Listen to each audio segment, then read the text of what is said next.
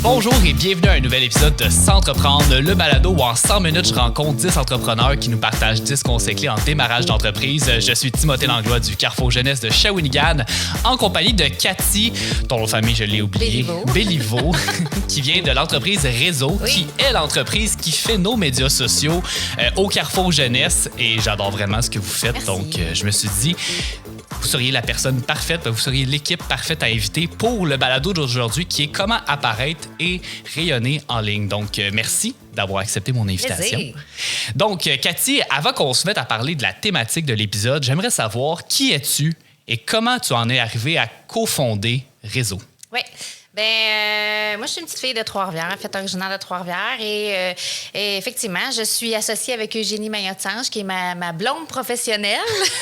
Depuis 12 ans maintenant, on a créé Réseau, l'agence sociale, qui est une agence spécialisée dans la gestion corporative des réseaux sociaux. Donc, on a fait que ça des médias sociaux.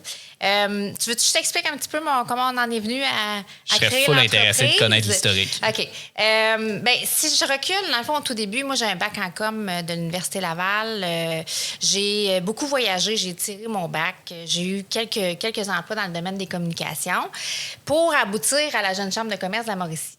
Donc, oui, j'ai été directrice générale de la Jeune Chambre de commerce pendant 4 ans. Ah, je savais pas Ouais, ça. effectivement. Fait que j'ai trempé dans le monde du réseautage beaucoup pendant 4 ans avant de démarrer mon entreprise, ce qui m'a beaucoup aidé, là, je dois dire. Avoir un bon réseau de contacts, c'est vraiment une bonne chose pour démarrer son entreprise. Je suggère à tous les entrepreneurs en devenir de bâtir leur réseau. Là, c'est sûr que ça l'aide beaucoup. Mais c'est ça, fait que j'ai atterri à la Jeune Chambre et imagine-toi donc que je travaillais avec Eugénie, qui était mon employée à l'époque. Et je travaillais aussi avec Maude Paquette-Normandin, qui a démarré Réseau avec nous au tout début. OK. Et les filles m'ont approché avec une idée de créer une entreprise en gestion événementielle avec une spécialité en médias sociaux. Puis, je t'avouerais que la portion événementielle, je trouvais que c'était pas mal risqué. Là. C'est un domaine d'activité que j'aurais pas osé me lancer, mais la portion médias sociaux, je trouvais ça vraiment le fun. Puis là, on recule là, 12 ans. Là. OK. Où est-ce que les besoins en médias sociaux n'étaient pas les mêmes qu'aujourd'hui? Non, on parlait de Facebook, puis ça s'arrêtait là. OK. On entend là, que c'était dans un univers tout à fait différent, mais on voyait émerger cette grosse tendance-là. Fait qu'on a fait comme, OK, on pousse là-dedans. OK, fait que vous étiez avant-gardiste. Vraiment, là, il n'y avait absolument aucune agence comme la nôtre au tout début. Il y avait des gestionnaires de communauté, la gauche et à droite, les gestionnaires de médias sociaux, mais très peu. Fait que ça commençait là, à émerger, là, mais c'était vraiment au tout début. Fait qu'on a dit, on va aller faire un cours de lancement d'entreprise. Et, écoute, comme si les étoiles s'étaient toutes alignées pour nous, il y avait une spécialité gestion des médias sociaux à Québec. Donc, lancement d'entreprise, spécialité gestion des médias sociaux. Okay, je l'aurais demandé, je n'aurais pas pu l'avoir. Là, fait qu'on a fait comme, OK, bon, voilà, c'est notre signe. Alors, on est allé faire le cours et après ça, 9 mois plus tard, on lançait l'entreprise Réseau. Wow! Hey, Ouais. Vraiment un bel historique. Oui, ça fait 12 ans maintenant, fait que puis on est toujours là. Fait que oui, on est bien contents. Toujours autant à jour, là. Ça, c'est... C'est tout un défi, je te dirais, là, parce Ben que oui, ça ça change change tellement. vite, là. Ouais, tu sais, fait que la portion formation continue pour nous est vraiment très, très grande, là, mais depuis le tout début, là, on se met constamment à jour, là. Puis justement, là, parlons de la première question. On va voir justement si vous êtes à jour avec ce qui se passe en 2024. Est-ce que c'est nécessaire aujourd'hui d'avoir un site web? Parce que là, c'est sûr, on parle beaucoup de médias sociaux. Puis des fois, on dirait que les sites web, peut-être qu'on en parle un peu moins. Mais est-ce que c'est encore un must d'avoir ça ou on peut juste avoir des réseaux sociaux pour on est en business? En fait, peut-être que les gens pourraient penser que je dirais une page Facebook ou un compte Instagram, c'est suffisant, comme je travaille dans les médias sociaux, mais non. Vraiment, un site web, je recommande fortement d'avoir un site web. En fait, il faut se dire qu'il faut multiplier les opportunités d'avoir une bonne visibilité sur le web. Et le site web est la base de cette visibilité-là. C'est la première opportunité que tu dois saisir. Fait que, tu sais, le plus de fois que tu peux être visible sur le web, vas-y. Puis, le site web, c'est vraiment le point central de ton information. Là. C'est le point de chute de ton information. Fait que, tu sais, si je me fie juste sur ta présence sur les médias sociaux pour te connaître en tant qu'entreprise, il faut que je scrolle longtemps, il faut que je regarde toutes tes publications, ta section à propos, etc., etc. Fait que c'est pas là où je vais découvrir l'entreprise Ouais. en quelques clics. Là. Là, on parle de Facebook qui est comme une plateforme où est-ce que c'est quand même relativement facile d'avoir ces infos-là, mais si on bascule Instagram, TikTok, tu peux pas approfondir au final ton produit en dehors de tes vidéos ou de tes photos. C'est ça. C'est bon pour la notoriété, c'est bon pour montrer, voir ce que les gens disent sur toi, etc. Mais si tu veux, mettons, avoir un point central où toute ton information se retrouve, le site web, pour moi, est de mise. Puis on peut faire plein de stratégies web qui dirige les gens vers le site web pour les convertir en clients, puis tout ça. Fait que ça fait partie d'un beau tout d'avoir un site web. Je le recommande fortement. Si on parle plus au niveau médias sociaux, comment on arrive à accroître notre visibilité là-dessus? Je pense que c'est une question qu'on se pose tous. Oui. Bien, il y a plusieurs tactiques, évidemment, qu'on peut mettre en place. Là. Je pense à, évidemment, être présent régulièrement là, sur les plateformes, sur une base constante. Là. Je pense que ça, c'est la base d'une bonne hygiène sur les médias sociaux. Publier au bon moment. Publier au bon moment, ça veut dire quoi? Ça veut dire que faut que tu publies pas sur ce qui est écrit sur le web, là, nécessairement sur Google, là, mais genre, publier au bon moment, ça veut dire publier quand tes fans sont prêts à interagir avec toi, quand tes fans sont prêts à discuter avec toi. C'est ça le bon moment pour publier parce que, dans le fond, l'interactivité, c'est ce qui fait que tu es visible sur les médias sociaux. Plus tu es interactif, plus les gens interagissent avec toi, plus tu vas être visible. Ça doit se faire, j'imagine, cette interaction-là au moment que tu publies justement ton contenu. Ça. Exactement. Le contenu est assez éphémère sur les médias sociaux. Ça dure... Ouais. Il y en a qui durent quelques heures, il y en a qui durent quelques jours, mais fait que c'est ça. Fait qu'il faut que tu sois le plus interactif possible, le plus rapidement possible. Mais tu sais aussi, tu peux... Évidemment, si tu restes dans ta tour d'ivoire puis que tu vas pas voir les autres, ça se peut que ta communauté, ta visibilité n'augmente pas beaucoup. Fait que d'aller vers les autres, échanger avec les autres, commenter le contenu des autres, ça fait partie aussi des tactiques pour augmenter sa visibilité. Parce qu'on en parle, je vais devancer une question. C'est quoi la meilleure fréquence de publication? Ça, c'est la question qui tue. La meilleure fréquence, je te dirais qu'il n'y a pas... En fait, la quantité sur les médias sociaux, là, c'est pas important. C'est-à-dire que c'est important, mais pas autant que la qualité et la constance. Il y a deux mots-clés à retenir, qualité et constance. Fait que la meilleure fréquence, moi, je te dirais, c'est la fréquence où tu es capable de publier du contenu de qualité sur une base fréquente.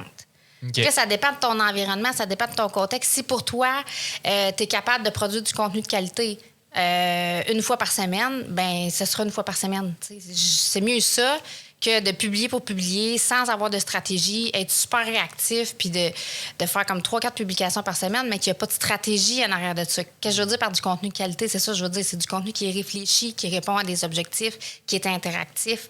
Fait que, il faut que tu aies le temps de te pencher sur ton contenu, il faut que tu aies le temps de le créer aussi. Fait que, c'est quoi pour toi la fréquence qui te permet de créer un contenu de qualité sur une base régulière?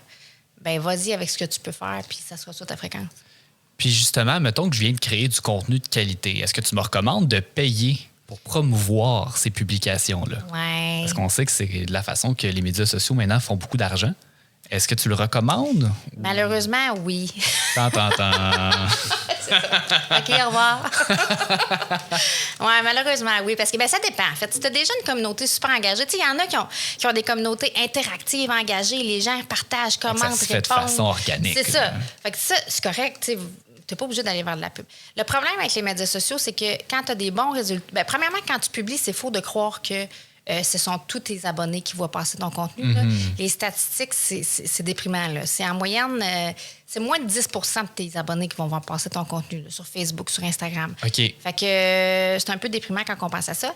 Plus tu es interactif, plus ce pourcentage-là va augmenter. Mais tu sais, c'est pas tous les sujets qui sont sexy sur les médias sociaux. Fait que si tu vends des assurances, là, c'est un peu mieux de payer pour le promouvoir. C'est ça. C'est un peu plus difficile d'être interactif. Fait que la pub devient un incontournable. Puis, ce qui est le fun avec la pub, c'est que tu peux vraiment contrôler ton message. Tu peux savoir qui rejoint, qui va voir passer ton contenu. Alors que quand tu as des bons résultats organiques sur les médias sociaux, tu n'as pas de contrôle sur qui voit passer ton contenu. Si tu as des clients potentiels, ils habitent dans ton territoire desservi. Fait que, en payant, tu es capable de vraiment cibler les gens qui ont de l'intérêt envers tes services dans le territoire que tu souhaites desservir. Puis, ça va plus vite là, pour augmenter la visibilité. Qui est probablement une bonne stratégie. Là, si je viens juste, mettons, de partir mon entreprise, je me crée une page. J'imagine qu'au début, si je veux commencer justement à aller chercher des abonnés, d'y aller vers la promotion payante, c'est probablement une bonne stratégie. Oui. Pour augmenter ta notoriété, y aller, c'est ça, tu donnes un petit coup de barre, là, puis y aller rapidement. Puis c'est pas cher sur les médias sociaux. Fait que c'est ça qui est le fun aussi. Okay. Au niveau de la pub, c'est assez abordable. Fait que... ou d'avoir un petit budget publicitaire. Ne serait-ce qu'un petit 50$ par mois, là, ça peut être aussi faible que ça. Ben, c'est sûr que si tu couvres le Québec en entier, on se reparle. Oui, mais c'est un public très ciblé. C'est ça. Dans une région, comme mettons à Mauricie, là, ben, un 50$ par mois va te permettre de faire du chemin. Là. Évidemment, plus tu peux en mettre, mieux c'est, mais à un moment donné, tu ne veux pas non plus... excuse-moi l'expression, mais taper ses nerfs du monde. Là, Ouais. je veux dire, c'est pas un trou sans fond non plus, les réseaux sociaux. Là, fait qu'on se concentre dans un budget qui nous permet d'avoir une bonne fréquence puis une bonne visibilité. Mais c'est vraiment moins cher que les autres médias. Puis mettons, est-ce qu'il faut être sur toutes les plateformes de médias sociaux? Est-ce qu'il faut absolument avoir le Facebook, l'Instagram, le LinkedIn, le TikTok et tous les autres médias sociaux qui vont peut-être émerger prochainement? Ouais, tu veux-tu avoir une vie, en fait? C'est ça, c'est ça la question. J'imagine que tu y vas avec ton public cible, en fait. Oui, Moi, oui, tu y vas avec ton public cible. Ouais. Mais en fait, là, tu sais, quand j'ai commencé, il y a 12 ans, c'est drôle parce que le discours qu'on tenait, c'était il y a une page Facebook, c'est bien en masse. Puis, tu n'as peut-être même pas besoin d'être sur Facebook. Là, ça dépend de ton, secteur d'activité. Ouais. C'est pas un must. Oui, c'est ça. Puis, tu sais, genre, c'est pas fait pour tout le monde, mais si tu y vas, ça va être amplement suffisant à Facebook. Ça va-tu par tranche d'âge? Ben oui, c'est ça. Là, J'ai maintenant, entendu ça, c'est dire, beaucoup. mettons, Facebook, Ouais. un peu plus âgé, Instagram. 25-34. Exact, ouais. le TikTok, là, tu vas vraiment vers la jeunesse. Là. Exactement. Puis, tu sais, en fait, c'est ça. Au départ, Facebook, c'était le média de masse qui rejoignait tout le monde. Ouais. Mais là, de plus en plus, ça se concentre 30 ans et plus, Facebook. Là, 25-34, c'est vraiment la niche d'Insta. Puis TikTok, c'est plus jeune. Là, on dit 25 et moins, mais on remarque une très forte croissance du niveau de TikTok parce que c'est une télé, TikTok, dans le fond. Ben oui. Là. Fait que, tu sais, je sais pas, il y en a sûrement qui se disent, ma mère m'a dit hier qu'elle écoutait un TikTok, j'ai été traumatisée. On l'entend souvent, ça, là, tu sais. Fait que, on voit que ça se démocratise beaucoup. Mais je dirais que, est-ce qu'il faut être sur tous les médias sociaux aujourd'hui, en 2024? En fait, le multicanal est roi. OK? Fait que, tu sais, comme je disais tantôt, là, avant, je disais Facebook, c'est bien en masse. Je le dis plus, ça. Les gens vont venir scinder leurs heures de consommation de médias sociaux à travers différentes plateformes. Mais on a quand même juste 24 heures dans une même journée. Là. On peut pas consommer de C'est ça. toutes les plateformes. Exactement. À moins que j'ai pas eu le mémo là, que ça a changé. Là. Si oui, j'aimerais ça le recevoir, j'aurais besoin d'un petit peu plus que 24 heures. Mais c'est ça. Fait que les gens scindent leur utilisation à travers différentes plateformes. Fait que pour une entreprise, c'est une bonne tactique d'être présente sur plusieurs plateformes pour s'assurer d'aller rejoindre tout le monde. Puis, tu sais, il y a une fameuse statistique là, que ça te prend 7 à 12 points de contact avec une personne avant de pouvoir la convertir en client. Je ne sais pas si c'est 7 ou 12, mais en tout cas, entre 7 et 12. Et fait que c'est ça. Fait que d'avoir plusieurs points de contact à travers les médias sociaux, c'est vraiment une bonne tactique aussi. Hey, Cathy, on a dépassé le 10 pour vrai. minutes. Ouais, je sais, ça passe tellement vite. Si on veut suivre les activités de réseau, c'est quoi la meilleure façon de le faire? Bien évidemment, nos médias sociaux. Hein, on est présent à Facebook, Instagram, TikTok, LinkedIn, name it, là, on est partout. Site web, agencereseau.com. Et merci beaucoup d'avoir accepté mon invitation. C'est à toi. Merci à vous à la maison d'avoir été des nôtres pour cet épisode Comment apparaître et rayonner en ligne. C'était Timothée et Cathy dans cet excellent épisode de S'entreprendre. Je vous souhaite à tous une magnifique journée et on se revoit bientôt.